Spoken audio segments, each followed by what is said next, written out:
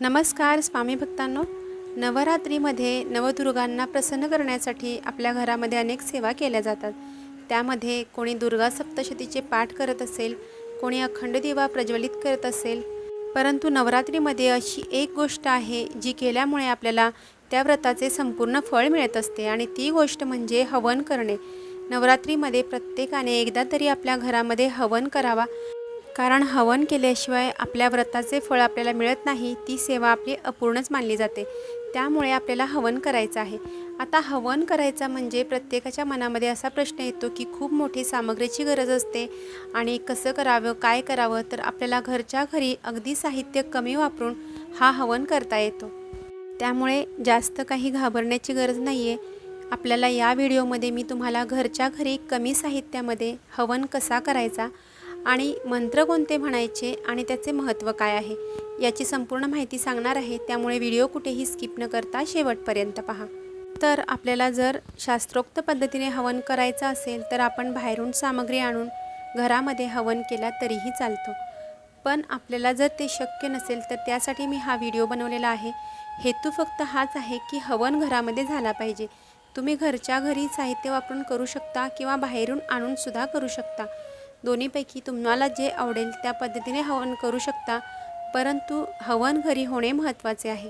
तर नवरात्रीमध्ये अष्टमी आणि नवमीला अतिशय महत्त्व दिलेले आहे आणि या दोन्ही दिवसांमध्ये कोणत्याही दिवशी आपल्याला जमेल त्या दिवशी हवन करायचं आहे.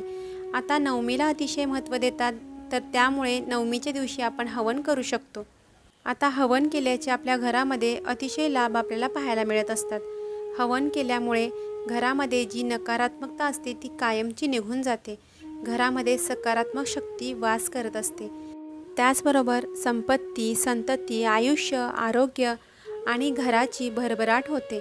घरामध्ये लक्ष्मीचा वास सदैव असतो आणि घरातला बिझनेस, व्यवसाय असेल किंवा नोकरीधंद्यात बढती मिळत असते. त्यामुळे हवन हा नवरात्रीच्या शुभमुहूर्तावर केलाच जातो. आता हवन कसा करावा हे आपण थोडक्यात पाहूयात. तर यासाठी आपल्याला नवमीचा दिवस निवडायचा आहे. त्या दिवशी आपल्याला देवासमोर रांगोळी काढून घ्यायची आहे. अतिशय सुंदर फुलापानांची रांगोळी काढायची आहे. स्वस्तिक चिन्हे काढायची आहेत. लक्ष्मीची पावले असतील तर ते सुद्धा काढून घ्यायचे आहेत. त्याचबरोबर देवघरासमोर एक पाट मांडायचा आहे छोटासा. त्यावरती आपल्या घरामध्ये जर हवनकुंड असेल तर हवनकुंड घेतले तरी चालेल आणि ते नसेल तर मातीची एखादी पंती असते मोठीवाली, तर ती सुद्धा घेतली तरी त्यामध्ये सुद्धा आपण हवन करू शकतो. आणि जर आपल्याकडे मातीची पंती अवेलेबल नसेल तर आपण धूपपात्रामध्ये हवन केला तरीही चालेल.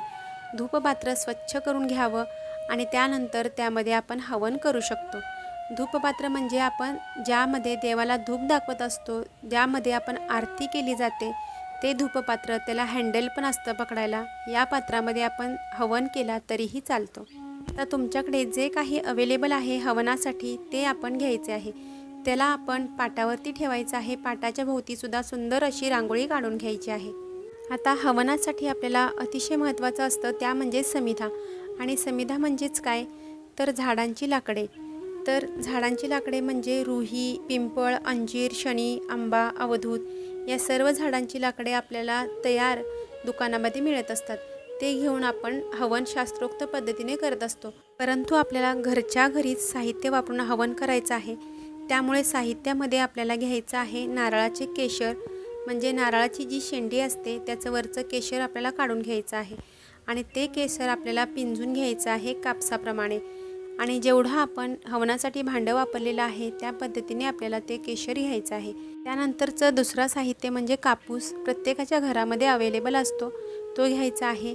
आणि हा कापूस आपल्याला शुद्ध गाईच्या तुपामध्ये बुडवून घ्यायचा आहे आणि तो एक साईडलाच ठेवून द्यायचा आहे. त्यानंतर आपल्याला लागणार आहे सुकं खोबरं. सुक्या खोबऱ्याचे आपल्याला पातळ असे काप करायचे आहेत, कारण ते सुद्धा आपण हवनासाठी वापरणार आहोत. त्यानंतर आपल्याला लागणार आहे लवंग, वेलची, सुके खोबरे, कापूर, लोबान धूप, तीळ, तांदूळ, साखर आणि अतिशय महत्त्वाचं म्हणजे आपल्याला या दिवशी खीर बनवायची आहे. खिरीचा नैवेद्यसुद्धा आपल्याला या दिवशी लागणार आहे.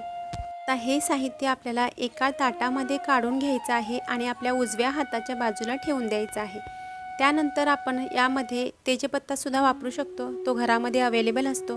आता हे सर्व साहित्य घेतल्यानंतर आपल्याला आसन घ्यायचं आहे बसायला आणि आपल्या घरातील सर्व मंडळी तिथे उपस्थित असतील तर अतिशय उत्तम। सर्व मंडळींच्या समोर आपल्याला हा हवन करायचा आहे। सर्वांना आजूबाजूला बसवायचं आहे। एकाने मंत्र म्हणायचा आहे आणि एकाने तूप सोडायचं आहे। तूप एका वेगळ्या वाटीमध्ये आपल्याला ठेवायचं आहे। यामध्ये मुख्यतः आपण देवीचे मंत्र म्हणत असतो आणि आहुती देत असतो आणि प्रत्येकाने याला स्वाहा असं म्हणायचं असतं। यालाच आपण हवन म्हटलं जातं। आता हा हवन करत असताना आपल्याला सर्वात आधी जे आपण पात्र घेतलेले आहे त्या पात्रामध्ये नारळाचे केशर ठेवायचे आहे। त्यावरती अगदी थोडंसं तूप सोडायचं आहे। त्यानंतर तुपात भिजवलेला कापूस त्यावरती ठेवायचा आहे। आता आपल्याला एक कापूर घ्यायचा आहे। कापराची वडी आपल्याला प्रज्वलित करायची आहे। आपल्याकडे जो अखंड दिवा नवरात्रीमध्ये लावलेला आहे त्या दिव्यावरतीच तो कापूर प्रज्वलित करायचा आहे आणि तो हवन कुंडामध्ये ठेवून प्रज्वलित करून घ्यायचा आहे। आता अग्नी प्रज्वलित झाल्यानंतर आपल्याला आजूबाजूला सुक्या खोबऱ्याचे तुकडे ठेवायचे आहेत। अगदी पातळ कापलेले असावेत कारण ते चांगले प्रज्वलित होतात। जाड जर कापले तर ते प्रज्वलित होणार नाहीत, त्यामुळे ही काळजी घ्यायची आहे। आता हे झाल्यानंतर आपण जे काही साहित्य घेतलेले आहे, तेजपत्ता घेतला असेल, जे काही साहित्य सगळे घेतलेले आहे ते सुद्धा आपण थोडे थोडे करून तिथे ठेवायचे आहे। आता अग्नी प्रज्वलित झालेला आहे। आता या सर्व साहित्यावरती अगदी थोडं थोडं करून तूप सोडून घ्यायचं आहे। आता तूप सोडल्यानंतर तिथे थोडासा अग्नी जास्त प्रज्वलित होतो, त्यावेळेला काही मंत्र म्हणायचे आहेत आणि तेच मंत्र आता मी तुम्हाला इथे सांगते। हे मंत्र म्हणजे गणपती, पंचदेवता आणि नवग्रहांना आवाहन केलेले असतात आणि यामध्ये आपण त्यांना आमंत्रित करत असतो आणि त्यासाठी हे मंत्र म्हटले जातात। हे मंत्र झाल्यानंतर आपण इतर देवीचे मंत्र म्हणू शकतो आणि जर आपल्याला कोणताच मंत्र म्हणणे शक्य नसेल तर देवीचा फक्त नवार्णम मंत्र म्हटला तरीही चालेल। ओम ह्रीं क्लीं चामुंडाई विच्चे स्वाहा हा मंत्र आपण म्हटला तरीही चालणार आहे। हा मंत्र आपल्याला 108 वेळा म्हणायचा आहे आणि त्यानंतर स्वाहा सुद्धा म्हणायचा आहे आणि नंतर तूप सोडायचं आहे।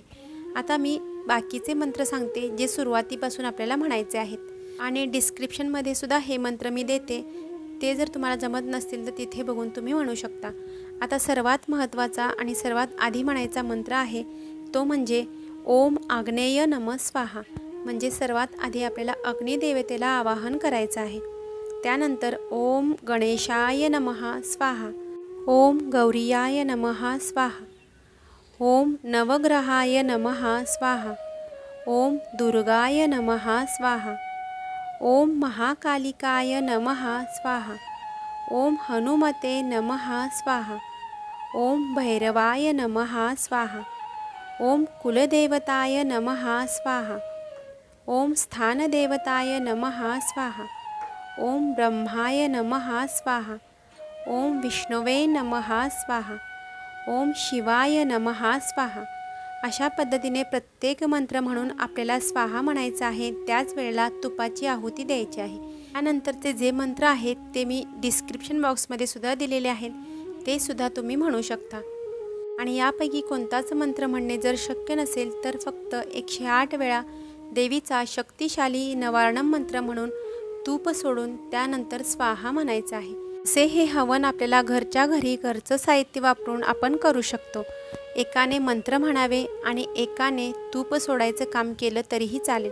असे आपण आपल्या घरातील सदस्यांना घेऊन घरच्या घरी साध्या सोप्या पद्धतीने हे हवन करावे आणि हे हवन केल्याचे फायदे आपल्याला अतिशय मिळत असतात।